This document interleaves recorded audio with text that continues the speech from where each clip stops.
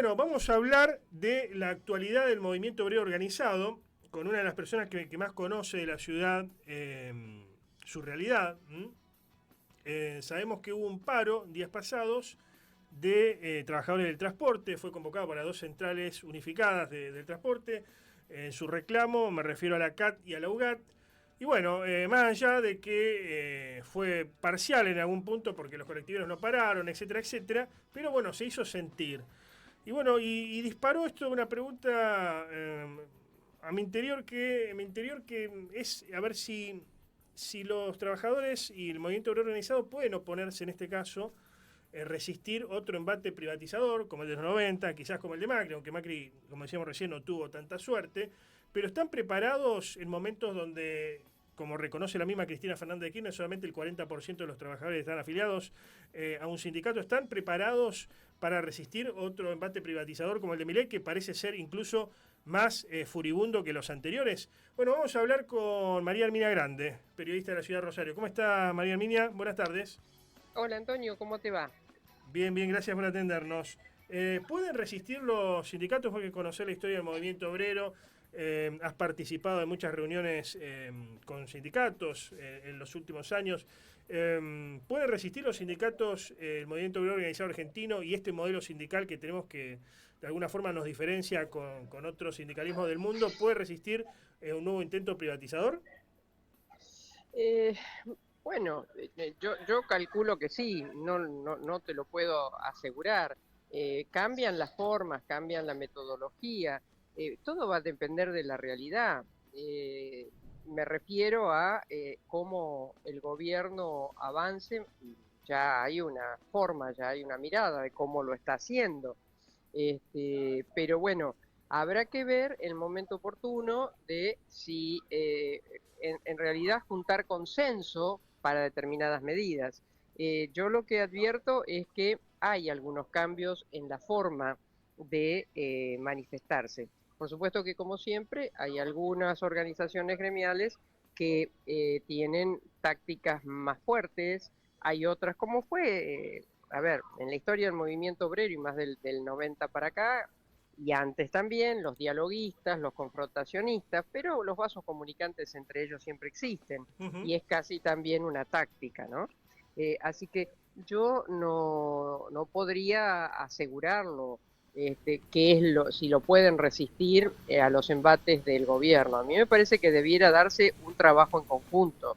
Yo creo que debiese el movimiento obrero y las CTAs, bueno, las distintas formas organizadas que tienen los trabajadores, Ujú. de trabajar conjuntamente con el Congreso Nacional y Ujú. dentro del ámbito de la justicia, o sea, trabajando con el Poder Judicial en el sentido de las cosas que se salen de ley, ¿no? Claro. Me parece que eso sería una cuestión inteligente de parte de todos. Hoy tenemos una realidad bastante interesante para analizar que habla de que existe más de 3.500 sindicatos en la Argentina, incluso hay varios por actividad en algunos casos, eh, con tantos sindicatos obviamente con personalidad gremial completa, con simple inscripción, etcétera, etcétera, pero más de 3.500 sellos que diferentes gobiernos le han ido dando legalidad, digamos, ¿no?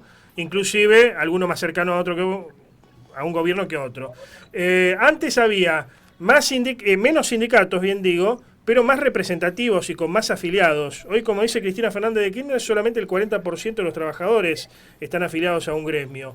Pero Eh, debiera saber la expresidenta que eso sucede porque tenemos el 40, el 50% o más de trabajadores en negro o de autogestión. Entonces, no claro. es que hay menos afiliados, lo que sucede es que la realidad del país, que entre otros ella logró también, lamentablemente, impulsar, bueno, no hay trabajo con trabajadores, trabajo en blanco con trabajadores en blanco. Ujú. Entonces, esa es la realidad y cada gobierno lo fue acentuando y bueno, es el que más logró expulsar trabajadores hasta ahora. Claro, ahora lo decía en el sentido de que, bueno, hay menos afiliados y por ahí los sindicatos han recurrido en el último tiempo como estrategia a juntarse con organizaciones sociales, lo que habitualmente la gente llama piqueteros. Ahora, no sé si esto le cae bien a la clase media o a sectores que uno podría relacionar a los sectores pymes. que posiblemente a lo mejor coincidan en alguna parte con los postulados del peronismo para la industria nacional, para el mercado interno, pero quizás no quieren ver esa foto, ¿no? ¿No? La de juntarse con piqueteros, con organizaciones sociales. ¿Cómo ves este momento? Bueno, por eso te decía al principio, hay un punto de inflexión que Milei es el epicentro. Yo creo que venía dándose, pero a partir del gobierno de Milei, bueno, hay un antes y un después, de alguna manera más categórico. Yo creo, mira, hay un dato que es muy claro.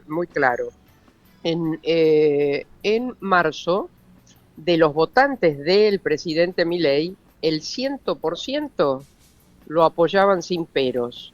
En octubre, de los votantes del presidente Milei, el 50% lo apoyaban sin peros. Los otros dicen, bueno, sí, lo apoyo, pero no me gusta su agresividad. Lo apoyo, pero no llego a fin de mes. Lo apoyo, pero...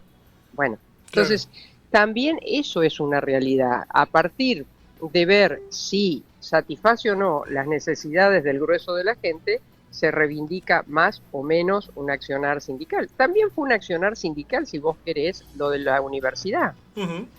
Porque se pedía porque en definitiva también se solicitaba presupuesto educativo, salarios decentes para los docentes, y la ciudadanía acompañó y apoyó y estuvo al lado de eso. Entonces, depende también de lo que se viva, de cómo se viva, de cómo está la realidad del país, de lo que el presidente diga, de cómo ese día interprete su realidad y su pensamiento y lo exteriorice, es que aparecen las,